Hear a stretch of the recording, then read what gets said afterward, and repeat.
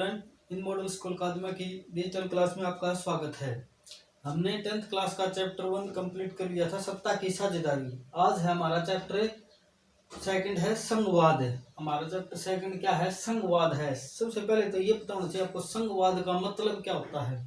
संघवाद का मतलब क्या होता है? जो आपसी मेल, जो सरकारें होती हैं, राज्य सरकार और केंद्र सरकार, उन दोनों की ही संघवाद में क्या होते हैं? महत्वपूर्ण भूमिका होती है। वे दोनों ही सरकार मिलकर शासन को चलाती हैं। तो हम देखेंगे संघवाद राज्य प्लस केंद्र को मिलाकर संघ बनता है। जैसे हमारे भारत में कौन सी व्यवस्था है? भारत में संघीय व्यवस्था है। और हमने पिछले अध्याय में देखा था कि जो श्रीलंका में है उसमें क्या थी? एकात्मक व्यवस्था थी, जिससे वहां पे क्या कर दिया था? जो लिट्टे नामक गिरोह था उसने वहां पे क्या कर दिया था? विद्रोह कर दिया था, क्योंकि वो अपनी मांगे मनवाने के लिए सरकार के ऊपर दबाव बनाए हुए था। तो भारत में क्या है? संघवादी शासन प्रणाली है। अब हम देखते हैं एकात्मक शासन व्यवस्था, उसमें क्या होता है और संघवादी में क्या होता है। एकात्मक में क्या होता है कि सारे के सारे जो अधिकार होते हैं वो किसके पास होते हैं? केंद्र सरकार के पास होते हैं। जो प्रांतीय सरकार है वो पूर्ण रूप से किस पे निर्भर होती है? केंद्र के ऊपर निर्भर होती है। प्रांतीय सरकार अपनी इच्छा के अनुसार कार्य नहीं कर सकती हैं। उनको जो भी अपने राज्य में नियम लागू करना होता है वो किससे अनुमति लेकर लागू करना पड़ता है? वो केंद्र सरकार से अनुमति लेकर लागू करना पड़ता है। और लागू भी कौन करता है? वहां पे केंद्र सरकार ही करती है। इसके विपरीत संघीय शासन व्यवस्था में क्या होता है? राज्य तथा केंद्र सरकार दोनों के पास ही अपने अपने क्या होते हैं? अधिकार होते हैं। जो प्रांतीय सरकार है वो पूर्ण रूप से केंद्र के ऊपर निर्भर नहीं होती है। जो प्रांतीय सरकार है उनको भी अपने राज्य में निर्णय लेने का अधिकार होता है। इसके कुछ महत्वपूर्ण अंग हैं। जो सूचियां बनाई गई हैं संघवाद में, वो 3 मुख्य सूचियां बनाई गई हैं। उसके अनुसार हम इसको समझने का प्रयास करेंगे। संघीय व्यवस्था की 3 महत्वपूर्ण सूचियां होती हैं। कौन सी होती हैं? तो संघ सूची होती है, एक राज्य सूची होती है, और थर्ड क्या होती है? समवर्ती सूची होती है। संघ सूची में क्या आते हैं? बैंकिंग, विदेशी मामले, संचार, मुद्रा, ये सारे किसमें आते हैं? संघ सूची में आते हैं। क्यों आते हैं? क्योंकि इन सभी में जो रूल होते हैं, जो नियम होते हैं, वो पूरे देश में एक समान लागू होते हैं।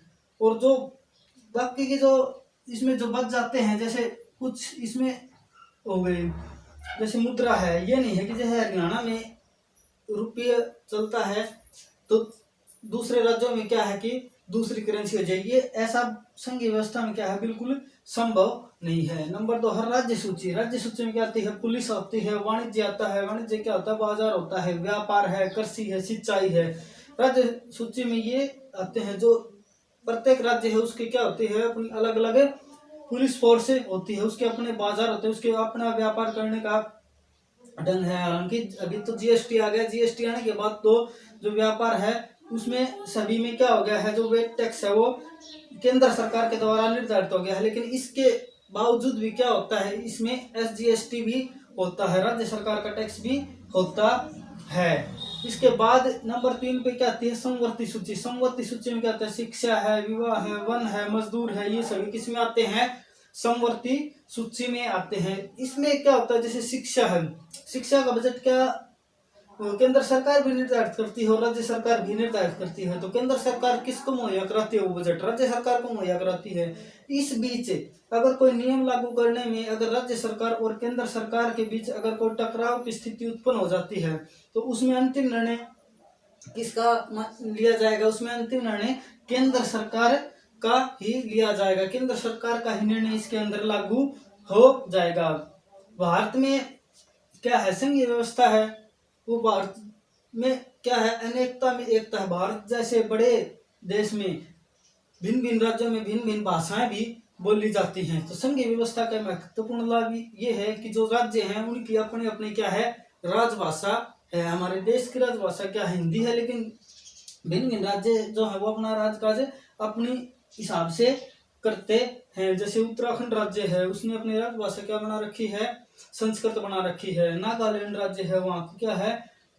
अंग्रेजी है। इसी प्रकार जो हमारे दक्षिण में है वो अलग अलग भाषाओं में अपना कार्य करते हैं। संविधान में महत्वपूर्ण भाषाओं में 22 भाषाओं को मान्यता दी गई है 8वीं अनुसूची में दी गई है अनुच्छेद 343 के अनुसार। इसमें एक महत्वपूर्ण बात और क्या आती है, विकेंद्रीकरण की बात आती है कि विकेंद्रीकरण क्या होता है। जब राज्य सरकार तथा केंद्र सरकार से शक्तियां लेकर किसको दे दी जाती हैं, स्थानीय सरकार को दे दी जाती हैं, उसको क्या कहते हैं, विकेंद्रीकरण कहते हैं। ये बहुत ही महत्वपूर्ण तथ्य है, क्योंकि भारत जैसे बड़े देश में विकेंद्रीकरण का होना भी जरूरी है, क्योंकि जो केंद्र सरकार है उसके बाद राज्य सरकार, उसके बाद क्या होता है, स्थानीय सरकार आती है। शहरों में क्या होता है, उसमें नगर निगम, नगर परिषद, नगर पालिका होती है। गाँव में क्या होता है, ग्राम पंचायतें होती है। वो क्या होते हैं, अधिकतर मामलों का निपटारा अपने स्तर पर ही कर लेती है, जिससे कि भारत की जो व्यवस्था प्रणाली है, शासन, वो बनी रहती है, कानून व्यवस्था भी बनी रहती है। और जैसे गांव में है, ग्राम पंचायत अपने स्तर पर ये देखती है कि हमारे गांव में भी 5th क्लास तक के स्कूल की आवश्यकता है, 8th क्लास तक की आवश्यकता है, 10th क्लास तक की आवश्यकता है। तो केंद्र सरकार को इसका हिसाब नहीं लगाना पड़ता, जो भी हिसाब हो वो कौन, ग्राम पंचायत लगा के किसको दे देती है, राज्य सरकार को दे देती है। तो उसके हिसाब से क्या हो जाती है, उसमें शासन व्यवस्था बहुत अच्छी तरीके से चल जाती है। ये आसान सा एक हमारा चैप्टर था संघवाद का। इससे पहले वाला चैप्टर था सत्ता की साझेदारी, इससे बिल्कुल मिलता जुलता है, क्योंकि बेल्जियम देश ने संघवाद व्यवस्था को अपना के वहां का जो शासन है वो कुशलतापूर्वक चलाया था। तो आशा है ये वीडियो आपको अच्छी लगी होगी और ये लेसन आपको समझ में आया होगा। Thank you.